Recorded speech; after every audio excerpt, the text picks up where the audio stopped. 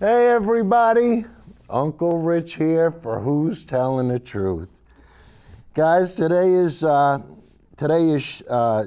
94. Today's date is May 11th, 2015, and today's show is called Candlewood-Battery. Now guys, I know you're going to think, we've been spending a lot of time on what I consider to be the holy grail of renewable energy, and that's batteries. And the last show, we showed you how well Elon Musk and Tesla's new garage battery, the Powerwall, how that's going to be a game changer. And guys, I know you're not going to believe it, but we're going to show you later.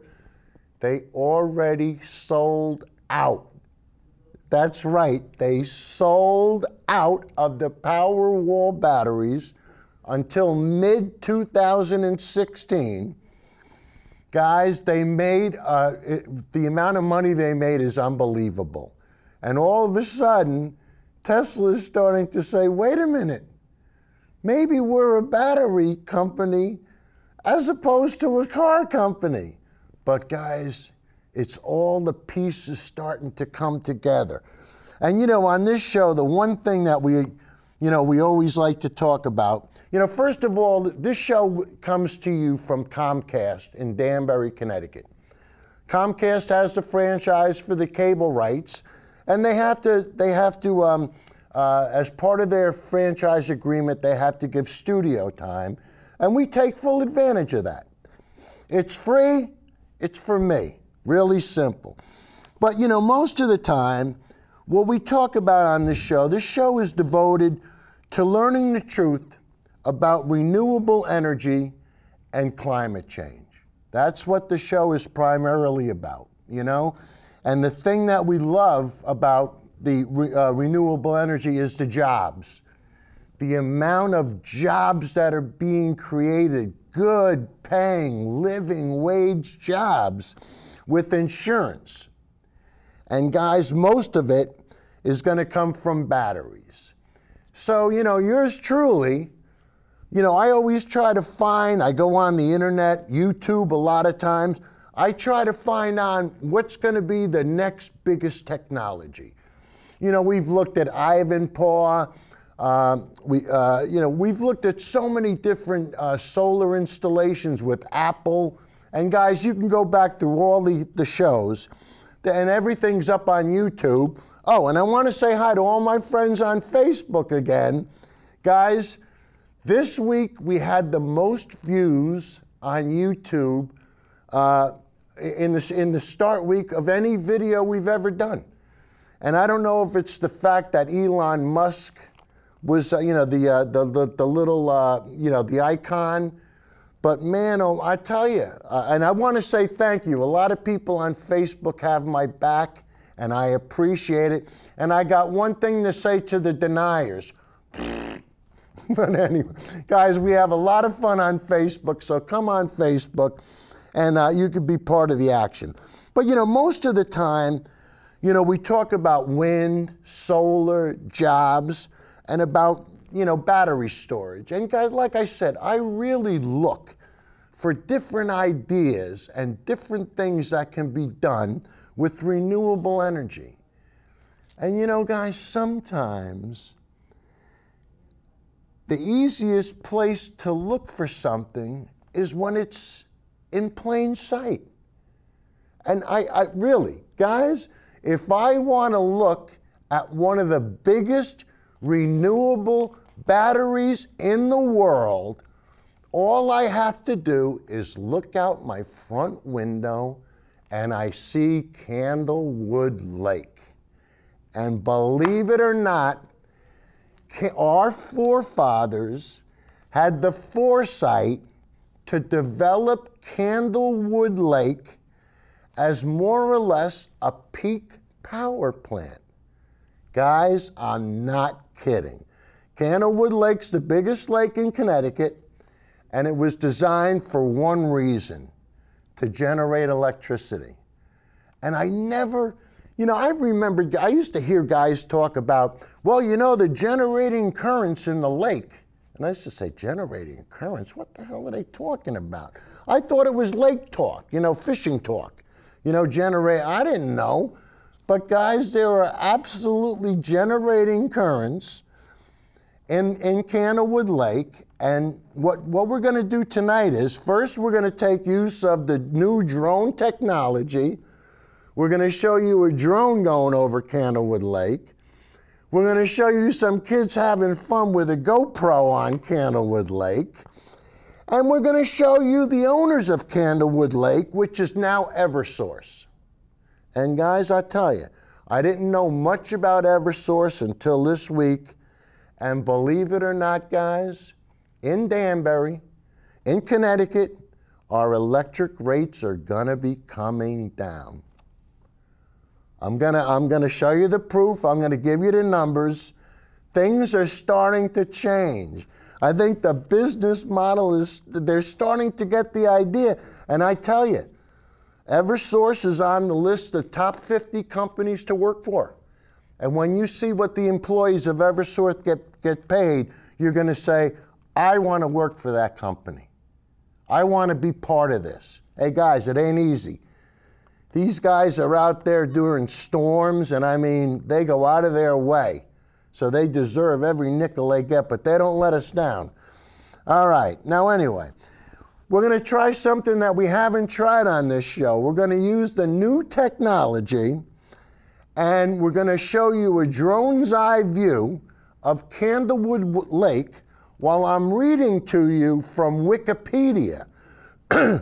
So guys, if you want to go online, if you just want to Google Candlewood Lake, you know, you can virtually read the same thing I'll be reading. But like I said, in the beginning, we're going to take advantage of the new technology, and we're going to show you Candlewood Lake, a bird's eye view from a drone. So Judy, start the video. Okay, and I'm still coming through. I bet you got my voiceover. Everything's coming through, right, Judy? Okay, good. Guys, you can see the drone starting to take off now. And of course, it's a beautiful day. And I'm really not sure what part of the lake this is. But let's get down to the reason why Candlewood Lake was formed. Candlewood Lake was formed behind a hydroelectric dam south of the Rocky River junction with the Housatonic River. Similar to a giant battery, its main purpose is to store water during periods of low electrical demand for power generation when demand is high. What? I screwed that. Its main purpose is to store water during periods of low electrical demand for power consumption when demand is high. Excess electricity from the valley's hydro system is used to pump water up a hillside into the lake from the nearby Housatonic River during spring and overnight hours in summer. The water is then allowed to flow back down into the river when extra electricity is needed in the grid, often during the region's mid to late summer heat waves. Power is generated by turbines that are spun by the water flowing into the river, while pumping is done by reversing the impellers. Judy, so can you come back to me? Can you fade back to me? Remember, don't go all the way. Guys, what they're doing is they're taking an electric motor and they're using that electric motor to pump water up the hill.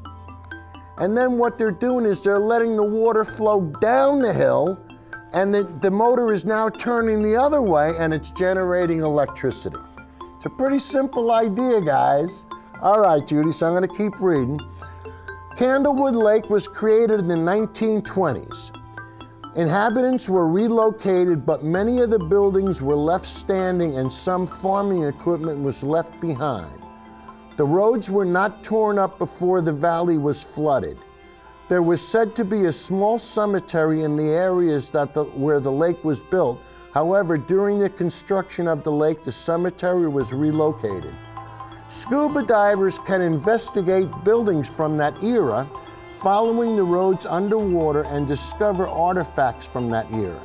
Some of the notable underwater finds are Model Ts, plane wreckage from small craft that have hit the lake since then, and covered bridges from that area.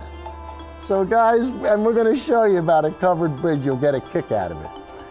But as far as the power plant creation was concerned, on July 15th, 1926, Connecticut Light and Power Company's Board of Directors approved a plan to create the first large-scale operation of pumped storage facilities in the United States. By creating the lake and pumping it full of water from the Housatonic River, then letting the water pour down the penstock and into the turbine, the utility could produce electricity. Within a few weeks, 50 surveyors began to scout the valley. The lawyers were hired to process the deeds transferring land held by some families since before the American Revolution into the hands of CLMP.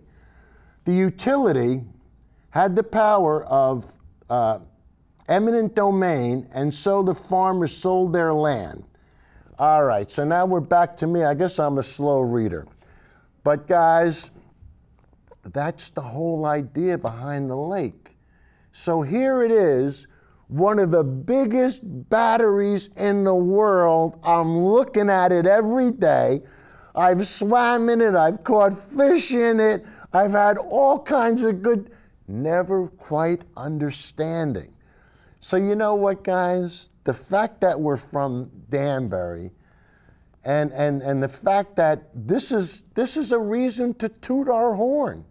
Really, let's be proud of the fact that our forefathers had the foresight to do what they did.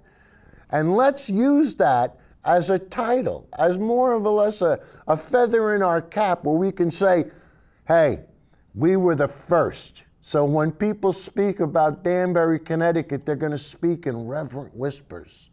Hey, that's where the first renewable energy came from, and that's where who's telling the truth is being done in. But guys, you know, like I read, they said there's parts of covered bridges down there, and I've never seen one, you know, but I've never really looked for one. But guys, we're going to show you. A lot of people probably don't know what a covered bridge is. So we're going to show you a clip from the movie, oh, damn it, Going to the Country, I think, with Chevy Chase. And guys, these guys are going to try to cross a wooden bridge. So let's have some fun. Judy, hit it.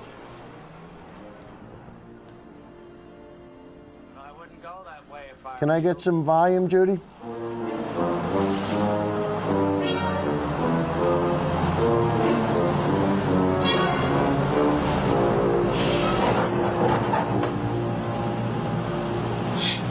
This ain't a bridge. It's termites holding hands. We're going over it. Not me. I wouldn't go over this thing on a skateboard. We're going over it. Have a little faith in the craftsmanship of our forefathers. Your forefathers, not my forefathers.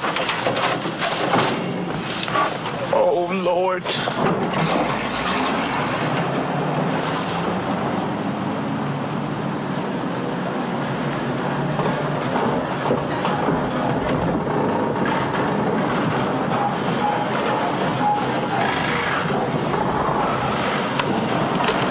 is insane. What are we doing, man? We're just movers. That's all. We're just movers. No one gets paid for this shit.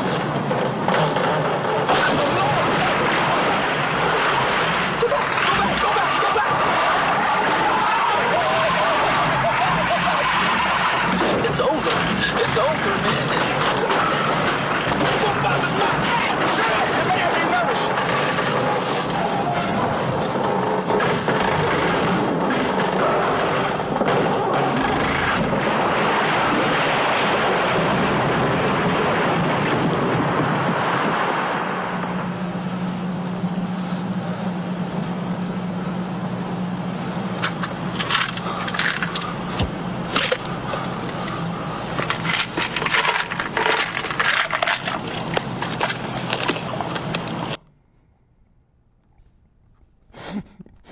My forefathers didn't build this bridge. Hey guys, we bought our house on Stadley Rough Road in 1985. And on my warranty deed, on the first page of the deed, it says that I have the right to pass and repass over the bridge that crosses the Neversink River into New Fairfield. So guys, if I ever want to use that bridge, I got all the rights. Nobody can deny me. But guys, you see how the lake was created. I mean, they did it for a reason, and we were the first. So let's pat ourselves on the back, and I tell you.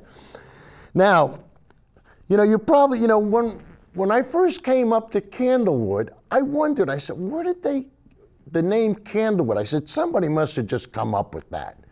Because I said, once again, it's counterintuitive. You can't make a candle out of wood. The wood just won't burn. So guys, what did I have to do? I had to look it up. And believe it or not, Candlewood, Candlewood is not a specific tree. There are several trees or shrubs that are called candlewood. And these are often burned for light. There are any resinous wood used for torches or a substitute for candles. So guys, when we want to start making torches and to use with our pitchforks, you use candlewood, all right? But I thought somebody just made it. I thought it was a goof. I never really thought there was candlewood. All right, and guys, now the next clip is going to be from the Outdoor Enthusiast, and they're going to show us Candlewood Lake, and they're going to explain a little bit about the lake, and it's a gorgeous video. So guys, sit back and enjoy Danbury, Connecticut, Candlewood Lake. Judy?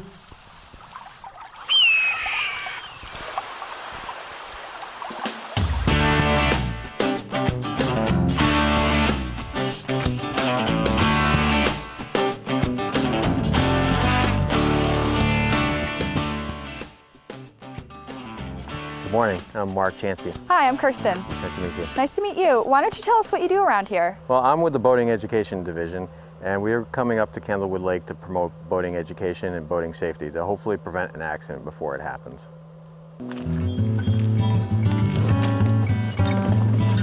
Welcome aboard.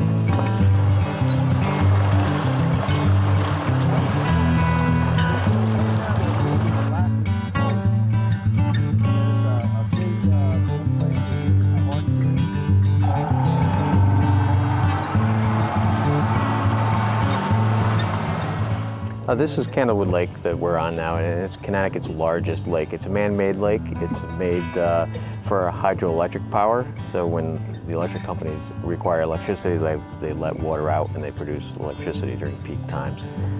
It's also over 5,000 acres, and the last boat count that we did, there were over 6,000 boats on the lake.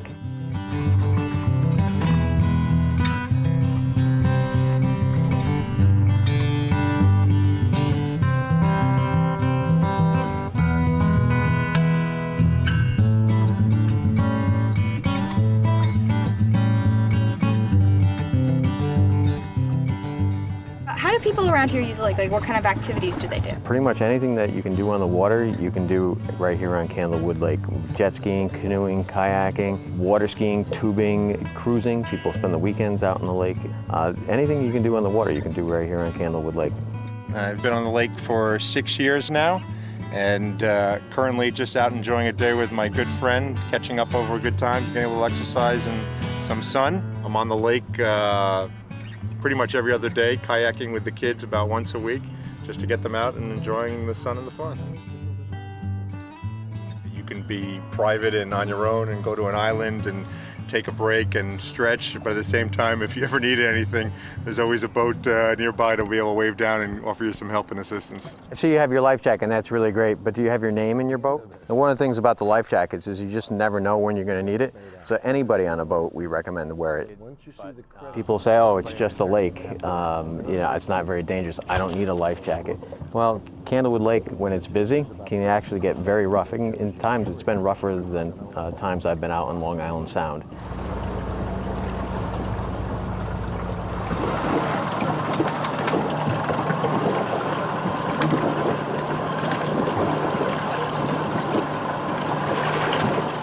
Well, we have a seaplane business. We give flight training and sightseeing rides, and I also use it for pleasure flights.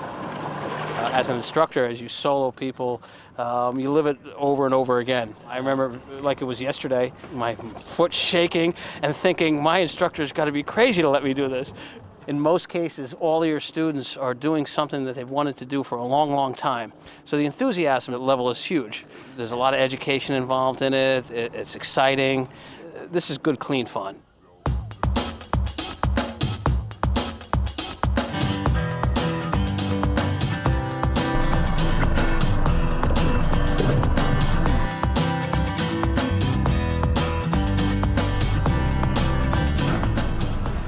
How was it? You're good. It's fun. It's just the bucket list. You have to do it.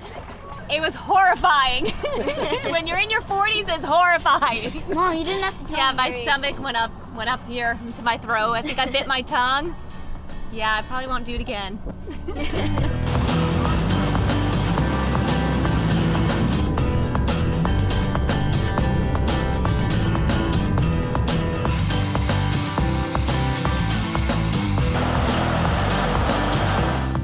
On a day like this, it's not the weekend, it's very smooth, there's a lot to explore. And you know, I've been coming up here since I was 2, so it's always been home to me. My family's had a house here for 47 years, and now that I have 3 kids of my own and my nieces are up here, I took the day off from work and decided to take them all up on a day like this.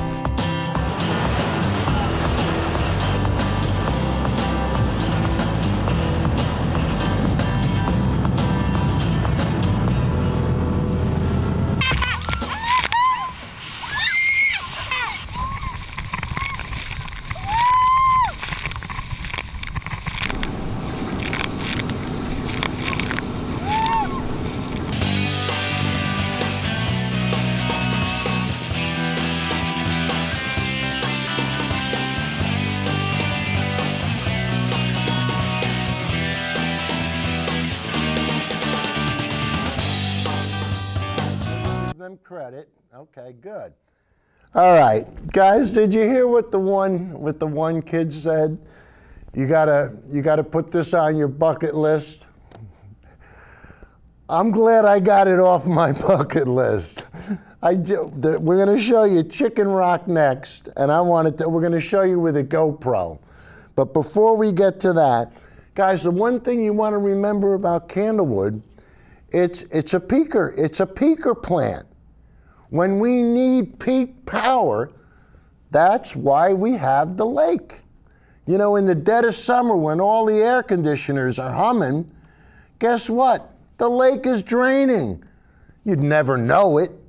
I mean, you know, like a friend of mine said, well, Rich, what is it going to drop a couple of feet in one day? No, the lake is so huge you don't even notice it went down, you know? And, you know, guys, we saw the plane on Candlewood Lake, and that was pulling up to, it's a restaurant called Down the Hatch. And you know, when my grandmother was alive and she was German, she always used to say, down the hatch. And I never really knew what that meant, but now I know because Down the Hatch is up in Brookfield, Connecticut. All right, guys, now, the last clip we're going to show you is coming from a GoPro. And you watch these kids jumping off this thing, and I think they say it's 25 feet. But let me tell you, when I was standing up there, it looked a lot higher than 25 feet. So Judy, let's have the next one. Oh, nice. So that is the big one at the quarry. Yeah. Leave the past behind. Just walk away. When it's over and the heart breaks and the cracks begin to show.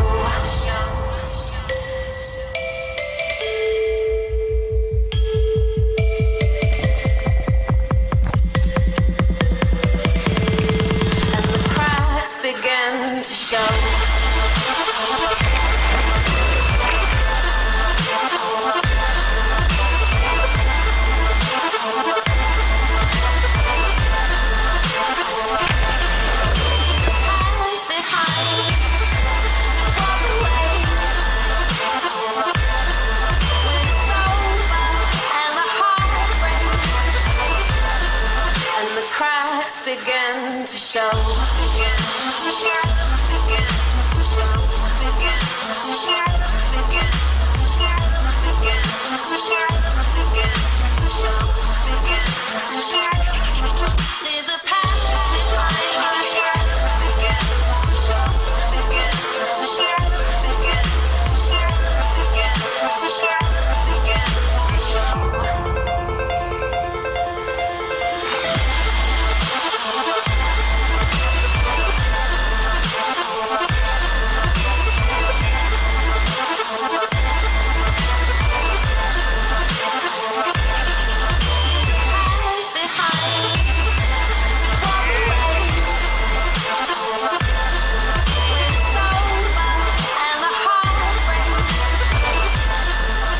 Cracks begin to show.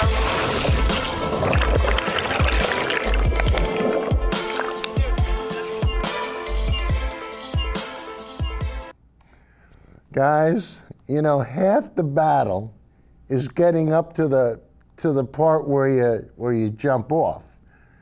And it's, you know, the rocks are smooth and they get wet and they get slippery.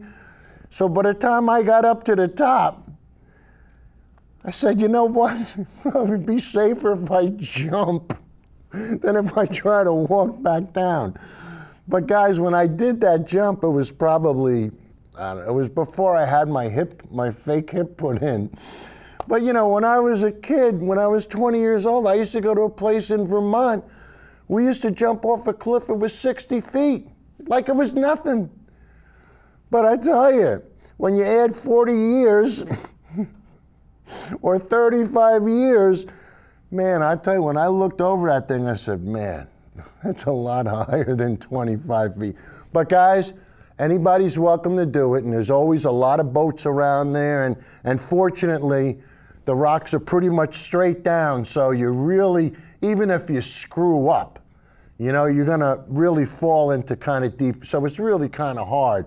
I mean, you gotta be a real moron or a klutz to really hurt yourself. No, but really, otherwise they'd stop people from doing it, you know what I mean? All right, guys, now, who owns the lake? Well, the lake used to be owned by CLMP, Connecticut Light and Power. But Connecticut Light and Power has now joined forces with 5 other companies. And let's see. Yeah, CLMP has joined hands with NSTAR Electric and Gas, Public Service of New Hampshire, Western Massachusetts Electric, Yankee Gas, and Northeast Utility. So all these companies have formed into more or less a conglomerate. And guys, most of the time when something like that happens, it's usually bad news. However, in this case, there's something completely different. But first, we're going to introduce you to Eversource. You get to know them. And then we're going to tell you some stuff about them that I tell you, you're going to be very happy to hear what I have to tell you. So stick around. So Judy, let's have the first one.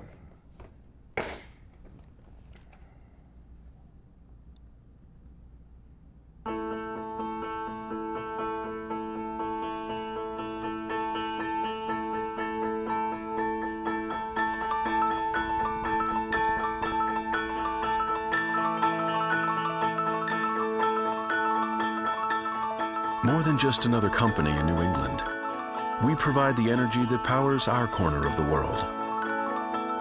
Over 8,000 men and women tirelessly working to make sure that energy is always there, owning the challenges until they're solved, heading into the storm when others head home, and always, always improving.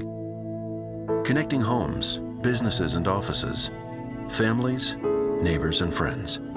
And now, because energy brings us together, after 3 years of collaboration, 3 years of your effort, today, 6 companies are truly joined as one.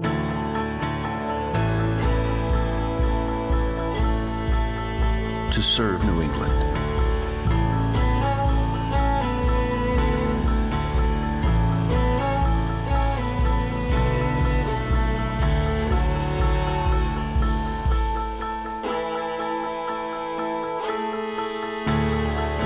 Six companies, now one. Ever New England, Eversource. Today, huh? All right, the next thing we're going to show you, Judy, number 06 is a still. Is there any way we can get that still up there? There we go. Guys, I want to point this out to you. This is the good news that I was promising you. You'll see that it says, update Berlin, your electric bill are going down. Judy, can you go to the next one, please? All right, let me see. I have a little trouble reading that, so let me try to bring it up on my computer. Okay, guys, this is from, that first date was, I think, the 7th of May. Okay, so, but anyway, the Public Utilities Regulatory Authority, PURA, on Friday approved revised generation rates for residential and business customers using standard service generation from the Connecticut Light and Power Company, doing business as Eversource Energy. Effective July 1st, Eversource residential generation rate will decrease from 16.29 cents per kilowatt hour to 8.22 cents kilowatt hour, according to Eversource. This means an average residential customer using 700 kilowatts monthly will see a reduction of almost $31 on their monthly bill. The new rates will be in effect from July 1st through December 31st. From the original story, electric customers of Eversource could receive a pleasant surprise from the utility as the weather warms up and people ready to flip the switches on their air conditioner. On Friday, Eversource announced it had filed with the Public Utilities Regulatory Authority to request to pass on its savings of dropping electricity prices to its Connecticut customers. If approved, the average supply rate will decrease from 12.42 to 8.25, a savings of almost 20%. Judy, can you come back to me? So guys, if they're going to save the average person 20% on their electric bill, you're starting to talk my language. And this is a company that we should start to embrace. And guys, I don't, is it too early to jump the gun? You know what I mean? Am I speaking? I don't know that much about the company. I don't know what their business plans are. But so far, I like them. And when they want to start putting more money into people's pockets instead of into profits, I like what I hear. And guys, just to confirm that Eversource is no slouch, Judy, let's see, let's go to the next clip now. I think I might have screwed this up. Let's see, the next clip is, okay, let's go, Judy, let's skip ahead to clip number 9 now. To still number 9, I'm sorry. Not a clip, it's a still. It's still number 9. Right, they were all right in there we go. All right, guys, now, like I said, before I want to start tooting my horn about Eversource, this is a clip about the 50 best companies to work for America. Judy, can you go back to that? And so this is the, and it was written by, you could see the authors up there, and the date was April 27th of this year. So Judy, can we go to the next still now, which is number 10? Okay. Guys, I know it's a little hard to say, but you're going to notice that Eversource Energy came in at number 21. Eversource Energy is, out of all the firms, number 21. Formerly known as Northeast Utilities, Eversource Energy out of Springfield, Massachusetts, appears on the list for the first time. The company's 8,000 or so employees report an impressive 93% high job satisfaction rate and a median experienced salary of $106,000 a year. Eversource makes every effort to ensure its employees are happy and safe at work. Judy, come back to me. Guys, if you're paying me $106,000 a year, I'm very happy to come to work. And it's that simple. It's like anything else. Now, that's the medium way. You know that everybody's not making that much. But guys, they want to take care of their people. They want to treat them with dignity. They're paying them better than a living wage. You know, according to the last show, not the last show, but a couple of shows ago with Dan Price, you know, from Gymnastics Payments, we showed where he was going to pay his people a minimum wage of $70,000 a year. And I tell you guys, that's what it's all about. You put the people before the profits. You start to change the business model. Is Eversource going to change everything? I don't know. But you know what? They got my attention. And right now, I'm going to be behind them. You take care of your people and you start to do what's right, we'll all get behind you.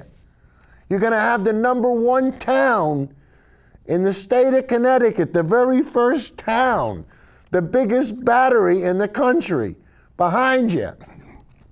Guys, we can have a lot of fun with this. We can really have a lot of fun with this. All right, now, let's see.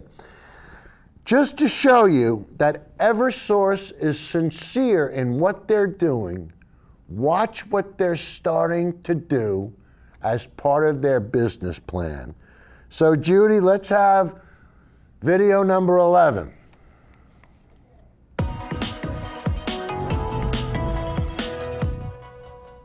New Hampshire's largest utility announced on Thursday it will be selling off its fleet of power plants. After months of negotiations with state officials, Eversource Energy, formerly PSNH, made the move public today. And while buyers still need to be found, the company says this is good news for its customers. So Eversource Energy, formerly PSNH, is putting its power plants up for sale. And the company says that will save ratepayers $300 million over the next few years. But that doesn't mean you're going to see it in the form of a lower bill. The basic and major feature is a refinancing of debt.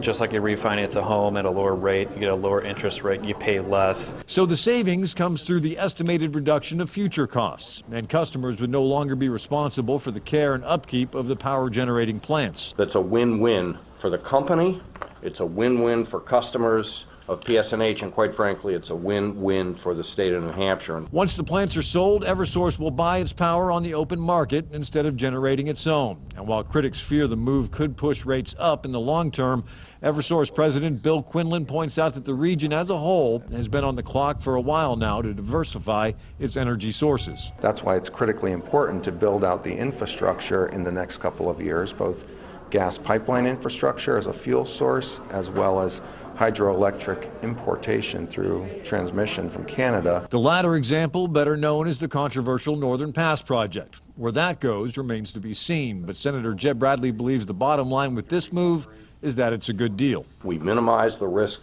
of litigation. It's a balanced outcome that I believe will lead to more reliable power generation.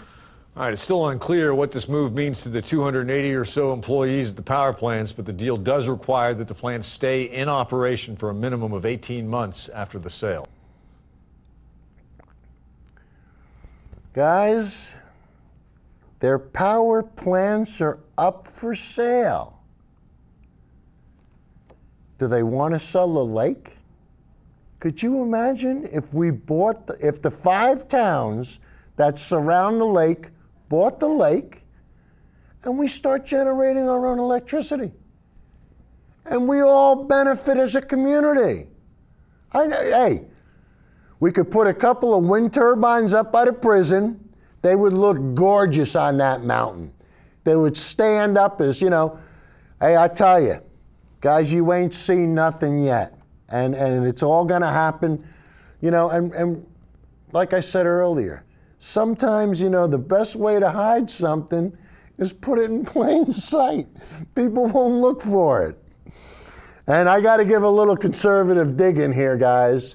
If you ever wanna hide something from a conservative, especially money, put it in a science book. They'll never open it. They'll never open it.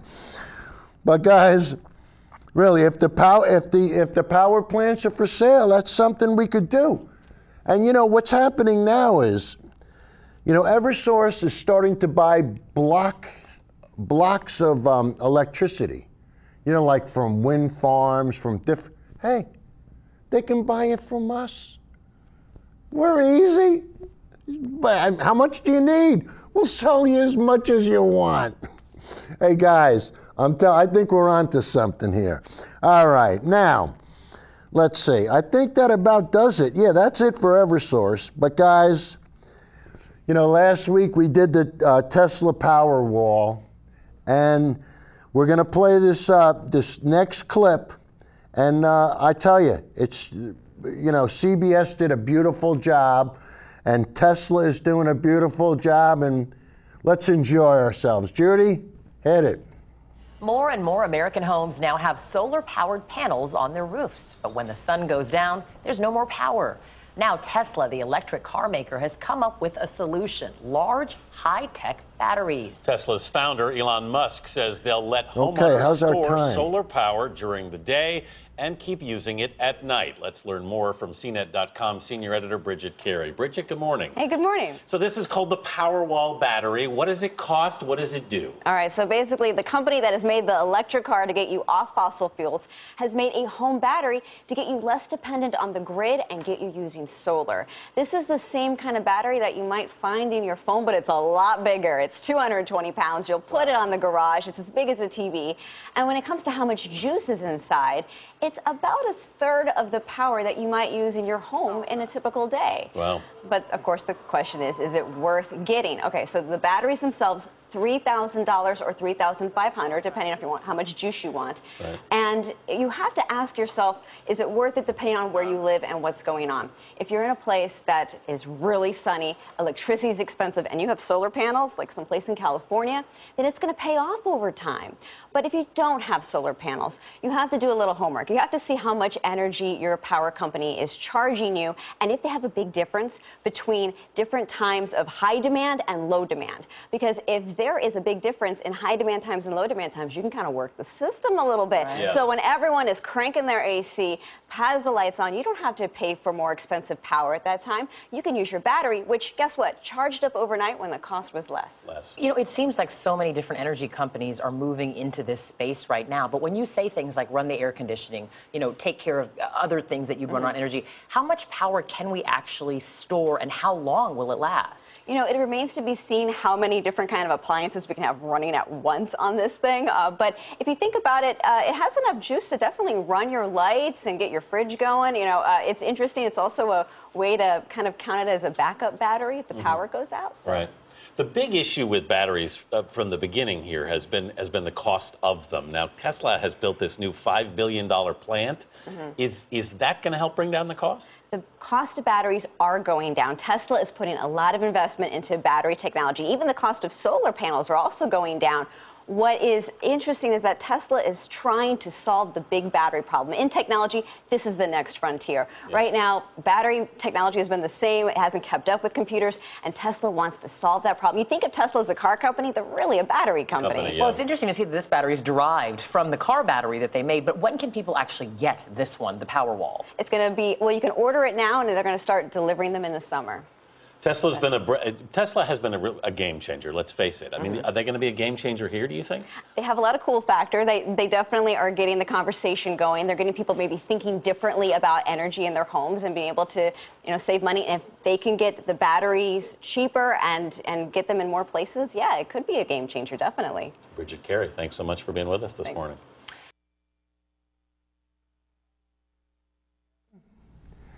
Is this going to be a game changer for Tesla? Money talks. Judy, can we have the next slide, please? I mean, the next still. Bring it up. Number 13. I don't know why we have so much. There we go. More and more American homes now have No, the still. There we go. Yay. Guys, we always... No. Guys, we have such a problem with stills, but there it is in black and white from Bloomberg Business. Judy, can you go back to it? Tesla made $800 million in their first week. All right, now come back to me. Guys, all of a sudden, Tesla's starting to say, wait a minute, what are we doing? We're making more money with the batteries than we are with the cars. Guys, like we said earlier on different shows, you know anybody looking for work? Reno, Nevada is where the Gigafactory is being built. That's the place you want to go.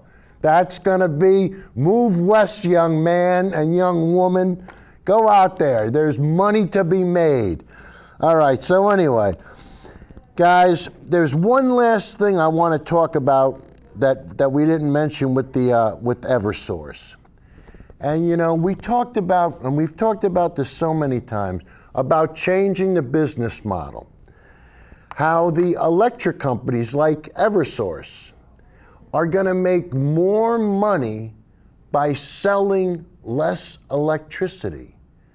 They're going to make their money by distributing the electricity. That's where they make their money. And as you can see, EverSource has taken the first step to get out of the business. Why should they want to get their hands dirty with the fossil fuels when they could buy block grants of solar and wind power?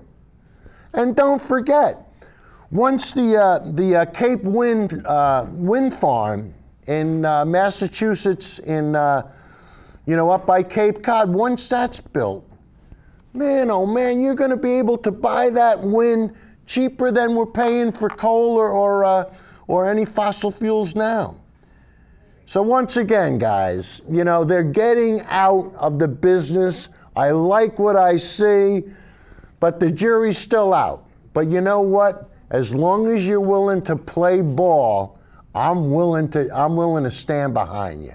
So let's see what happens. But guys, the next clip, I told you I went back to college and I'm taking Denialism X 101, 101X. And we already went through the first week. This has been the second week. But I just want to go back to the first week because this has to do with consensus and peer review. So Judy, if you can hit us with clip number 14. Imagine you're driving towards a bridge.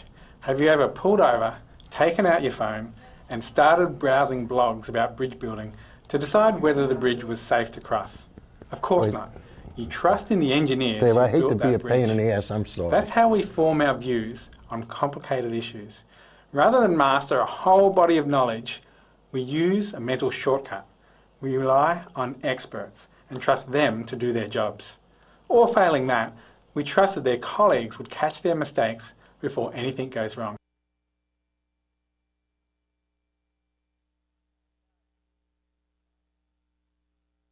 Guys, what happens when you don't submit your plans and things of that nature for peer review? What happens? Judy, let's have clip number 15.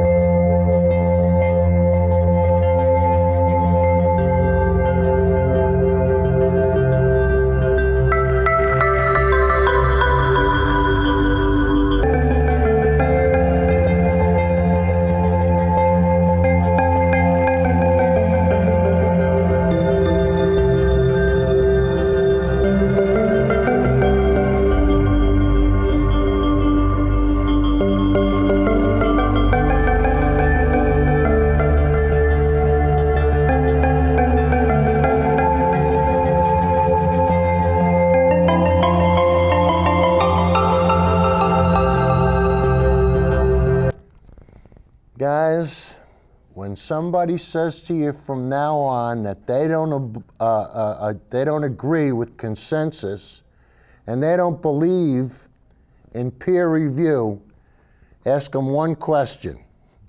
What Robert Plant said on the 4th album. Has anybody seen the bridge? Where's that confounded bridge? It's in the water. Guys, that was Galloping Gertie from Tacoma, Washington. And if they would have submitted the plans for peer review, other companies would have said, hey, you guys build a bridge like that here, and it's gonna wave like a sail in the breeze. They never submitted them. You see what happens. All right, now we're gonna show you the full clip on consensus and peer review. So Judy, let's have clip number 16. Hit it.